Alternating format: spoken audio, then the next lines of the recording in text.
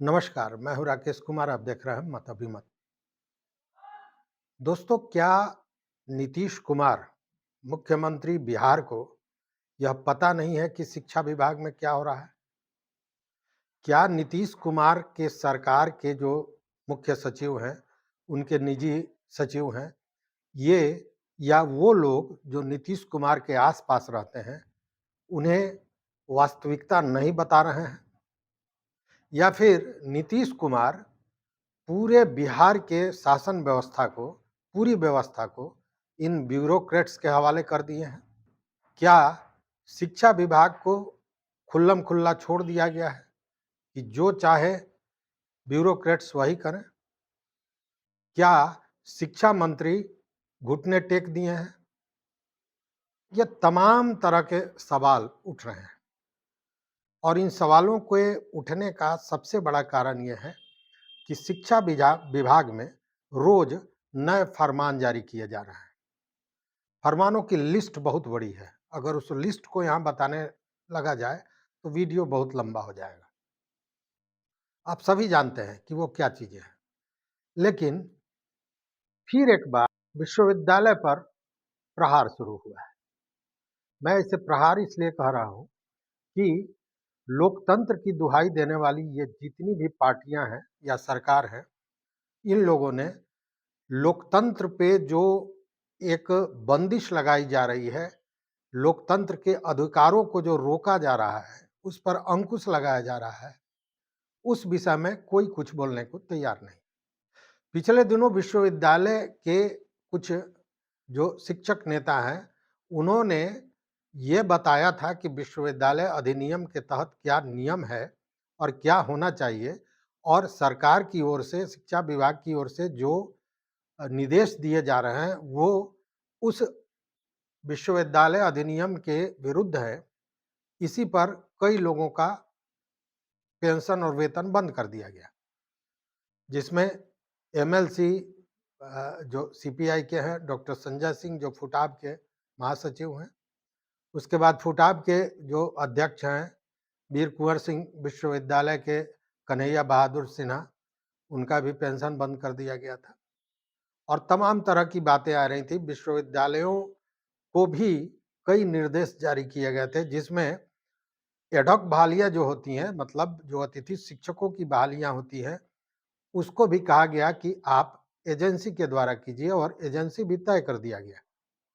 इसके पहले आपको याद होगा, हॉस्टल के रहने वाले लड़कों के लिए भी एजेंसी तैयार थी जो उनको भोजन उपलब्ध कराती, और ये एजेंसियां सरकार तय करके ही भेज रही है, मतलब शिक्षा विभाग द्वारा तय करके ही भेजा जा रहा है।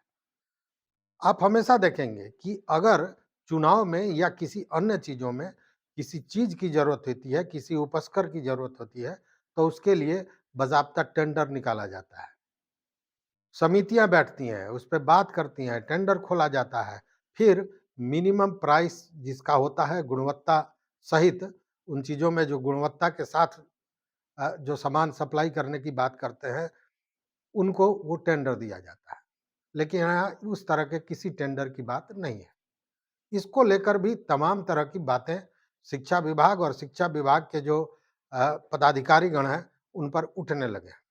लेकिन पिछले दिनों फुटाब के महासचिव संजय कुमार सिंह जो एमएलसी हैं, उन्होंने सर्वदलीय एमएलसी के समूह के साथ राज्यपाल से भेंट की और 25 पेज का एक मेमोरेंडम दिया राज्यपाल को, और ये बताया कि उसमें कौन-कौन सी ऐसी चीज़ें हैं जो गलत ढंग से निर्देशित की गई हैं, और विश्वविद्यालय अनुदान आयोग या विश्वविद्यालय सर्विस कमीशन या विश्वविद्यालय संचालन के लिए जो अधिनियम बने हैं, उनका कहीं न कहीं उनको ताक पर रखकर ये सारी बातें की जा रही हैं।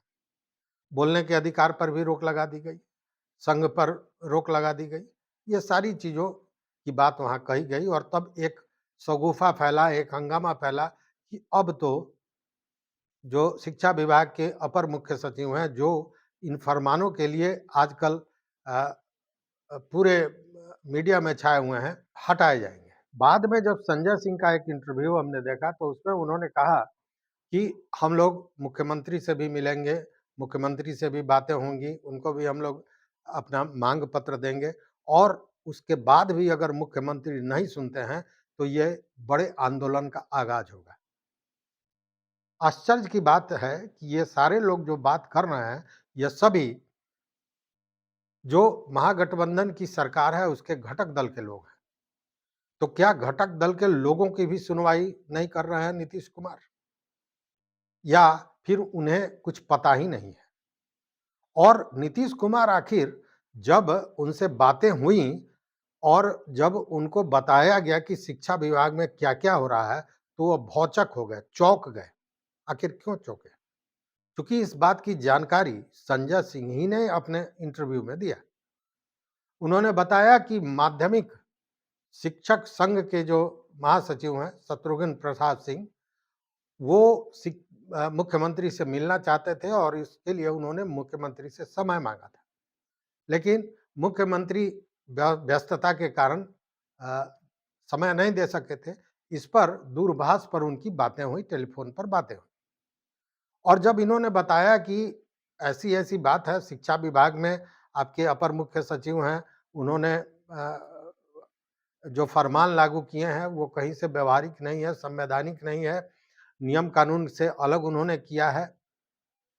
ये भी बताया कि 9 से 5 बजे तक वो विद्यालय करने की बात कर रहे हैं और एक अव्यवस्था सी फैल गई है। बाहर-बाहर के शिक्षकों को जो शिक्षिकाएँ हैं, उनकी बहाली ग्रामीण क्षेत्रों में हुई है। 5 बजे के बाद 7 बजे तक वो बस के लिए या दूसरे सवारी के लिए सड़क पे खड़ी रहती हैं, उनके साथ छेड़खानियाँ हो रही हैं और तमाम तरह की बातें उन्होंने बताई और जब ये बातें बताई, तो मुख्यमंत्री भौंचक हो गए, वो चौंक गए और उन्होंने कहा कि ठीक है, मैं देखता हूँ। इस बात में भी 3-4 दिन बीत गया है, लेकिन उसके बाद भी के पाठक साहब अपनी जो बातें जिस ढर्रे पर काम कर रहे थे, उसी पर कायम है और उसी तरह फरमान पे फरमान जारी किए जा रहे हैं।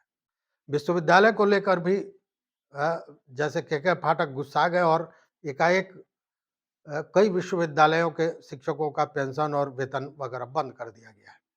ये सारी चीज़ें चल रही है। अब प्रश्न ये उठता है कि शिक्षा मंत्री कहाँ है? चूँकि शिक्षा मंत्री का काम होता है कि विभाग जो काम कर रहा है, जो वो निर्णय ले रहे हैं, जो बातें कर रहे हैं, उसकी जानकारी मुख्यमंत्री तक भी पहुँचावे। मतलब एक सेतु का काम मंत्री करते हैं। जो निर्णय लेते हैं उस पर राय-मशविरा करते हैं चीफ मिनिस्टर से। लेकिन यहाँ तो शिक्षा मंत्री है ही नहीं, गायब हो गए। उस स्थिति में जो सरकार के सचिव हैं, मुख्य सचिव हैं, मुख्यमंत्री के सचिव हैं या मुख्यमंत्री के आस-पास रहने वाले जो लोग हैं, जो उनको मशविरा देते हैं, उन लोगों ने भी इस तरह की जो जानकारियाँ हैं, जो अभी शिक्षा विभाग को लेकर एक एक बवेला मचा हुआ है, इसकी जानकारी सीएम को नहीं दी थी क्या? हालाँकि मुझे नहीं लगता है कि सीएम को इस बात की जानकारी नहीं होगी। इसलिए कि शासन में रहने वाले बहुत से लोग आप जब देखेंगे तो कई लोगों ने ये कहा कि के पाठक जो कर रहे हैं वो बेहतर कर रहे हैं, अच्छा कर रहे हैं, शिक्षा में बेहतरी लाने के लिए कर रहे हैं और वो अपने मन से कुछ नहीं कर रहे हैं। सरकार जो कह रही है सो कर रहे हैं। मतलब कि ये सारी जो व्यवस्था या जो परिस्थिति बनी हुई है, वो मुख्यमंत्री के स्वीकारोक्ति के बाद बनी हुई है। मतलब मुख्यमंत्री भी वैसा ही चाहते हैं, जिस आधार पर के पाठक काम कर रहे हैं, ये बड़ा प्रश्न है।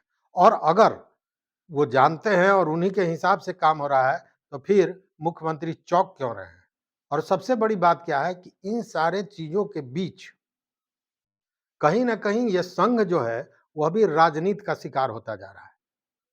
चूँकि शिक्षक नेता हैं शैलेंद्र कुमार शर्मा, उन्होंने अपने एक इंटरव्यू में वो जो एक वार्ता चल रही थी एक चैनल पे, उन्होंने कहा कि 25 पेज का मांग पत्र ये एमएलसी लोग जब गए थे तो इन्होंने महामहिम राज्यपाल को दिया।